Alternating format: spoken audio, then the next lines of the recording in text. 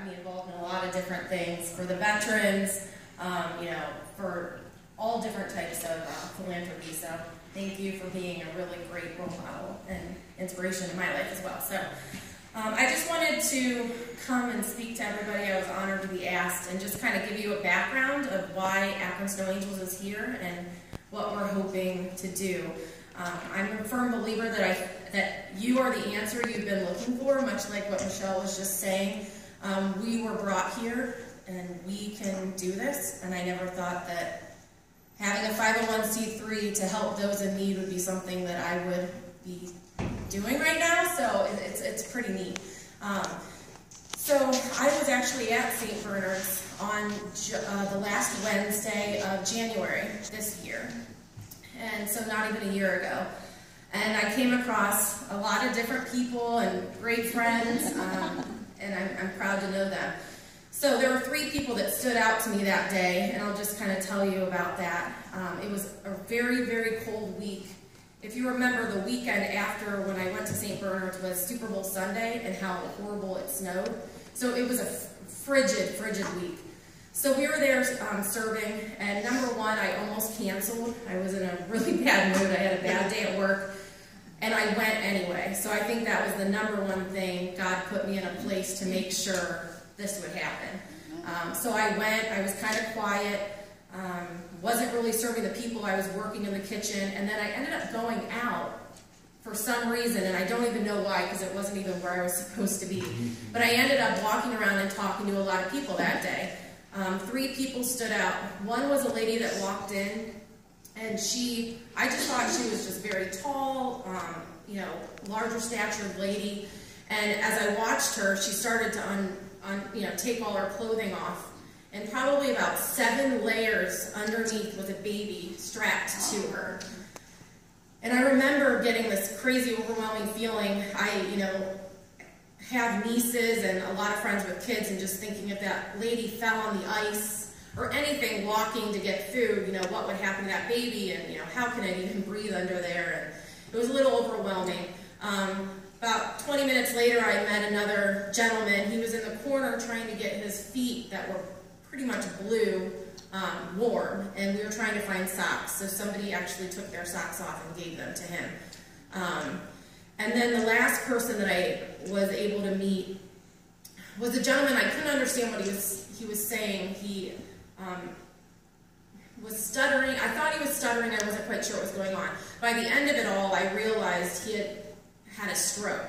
So he was trying to explain to me why he was in the circumstances he was in, which really put it into perspective. Nobody wants to be in these circumstances, and when they talk to people, you know, they want to make sure you understand why they're there, and so you can, almost so they can relate to you. So he had worked at the end of the year as a carport, no insurance, anything like that, had a stroke and lost everything. And so that's, you know, what brought him into these situations. So I left there. You know, you're supposed to feel really good when you leave something like that, and I didn't really feel good. I felt like we needed to do more. So I just decided to throw something out on Facebook, and wrote something that I'd like to have a quick clothing drive to go out on Super Bowl Sunday, walk down to the tent cities that I had learned about that day, and go all over and try to pass out hats, scarves, gloves, and coats, as well as tying them onto trees and bridges throughout downtown Akron for people that were passing.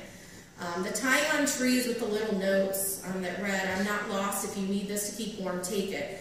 I can't take all the credit for that. I had read about that a month earlier in Canada. Someone in Canada had done that. And just this whole situation made me think, you know, let's try it here. So we went out on Super Bowl Sunday after my 3 rooms in my house were full of clothing. As soon as I posted that, friends began sharing it.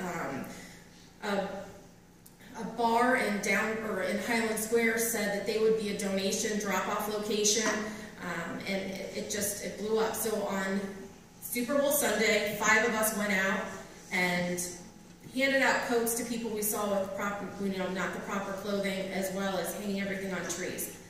And, you know, left with a bigger open eye, but still didn't really think that we were going to do anything else. It was going to be a one-day thing to kind of go out and help people. I was in my office. I work in Cleveland on Tuesday morning, and I got a phone call from a friend that said, "You're on the front page of the Plain Dealer." And I thought he was kidding, so I got up and I told my boss I'm going to run to the gas station, and I was on the front page of the Plain Dealer. So on Super Bowl Sunday, there must have been something going on in downtown Akron where the Plain Dealer saw what we were doing, grabbed the tag, found us on Facebook, and had a complete spread in the Plain Dealer about what we were doing.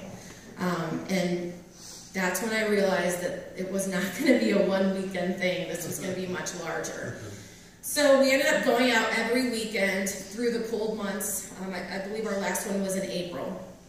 And within 2 weekends, I realized that going out and giving people clothing was not what this was about. Everybody that I was meeting wanted to talk to somebody, they wanted somebody to actually want to know who they were and learn about them, learn from them, learn from you, and to have a friend. When you're in situations like that, you know, people aren't lucky. I'm sure all of us can look around, and we're lucky to have somebody that can help us. These people don't have anybody. That's why they're in these situations. So I decided I wanted to go and spread the warmth, but more of the warmth of heart. Get people involved, to go out, and what we do first is we go out and talk to people, become friends with them, learn from them, and then of course we have items that they might need. We come with coffee and food. We have a huge bunch of cars, so we do 10 different cars. And every car has different items. One car has toiletries, one has women's clothes, men's clothes, women's coats, men's coats, hats, scarves, gloves, hand warmers, you name it. And we go around, but our first thing is we go and we talk to people. They have a phone number they can call me at, they have an email address, a Facebook, we meet them, we take them to lunch, and we like to become friends with them. A lot of people were saying, "Why are you doing this? You know, there's other organizations, just point them in the right direction." And there are, and we don't want to take away from those great organizations. We want to be the ones that can go there, help with the immediate need, become friends with them, still hang out with them. Through the summer, I was still having lunches and dinners with these people, and then when they feel comfortable, they'll ask, you know, where could we go if we wanted to try to get a job? You know, and I don't have a driver's license or an ID. How can you help me to get that? It's always those little things. So we want to build up that friendship through humanitarianism, and then let them tell us, because they trust us, what they need. Or, you know, we don't right away talk about religion, and I'm a Christian, but after knowing them for so long, they come to me and they ask me, and they'll ask me to pray, and then I'm put into that position. But I don't just automatically go do that, because I just want them to know that I'm there with no strings attached. So my whole thing is, I think everybody is the answer that you're looking for. If you see a need, and it might not be with, you know, people, it could be with any other kind of thing. Maybe it's helping in a hospital, maybe it's helping with animals, or whatever it is, but just that you can be the person that can actually go do something small, and all of a sudden, if you're in the right place at the right time and it's God's will for you, He's going to make it happen. And I have a full-time job, and I find time for another full-time job because of how much I love it, and it's definitely changed my entire life. So for Snow Angels, we are always looking for people that are interested in helping, volunteering, going out with us. Obviously, we do need items for people. We take requests.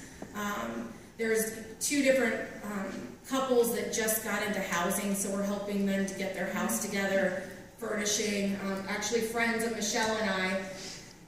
One last story. I know I'm not going to keep you guys here, but I was out with Vicki and Andy McVan, and they were serving food. They ended up getting an email later that week from a gentleman that introduced them when they worked together in a deli at Acme when they were young, and it was their best friend, and they had lost contact with him. And he said, "Thank you so much for the food." And she was confused and wrote him back, and it turns out he was homeless, and he would come to see Snow Angels, and he didn't really take a lot, but he always got food, took coffee, we always would give him another bag, and she was there that day because she had donated all the lunches. And he was embarrassed. He said he put his hood up over his face, got the lunch, and then decided to email later that week. And now, with the help of friends that he didn't even realize he had anymore, he has a place to live. They've helped furnish the apartment. They helped him, with bus passes to get to and from jobs, because that's really hard if you're making minimum wage. How are you supposed to get to work without having to walk, miles and miles? So anyway, just little things like that, I think, and they were put into the situation to help this gentleman. So I think going out of your comfort zone sometimes and putting yourself into situations and different type of things can really go a long way. So I just wanted to tell you a little bit about how we started and hopefully spark some ideas in everybody's head. So thank you so much for having me.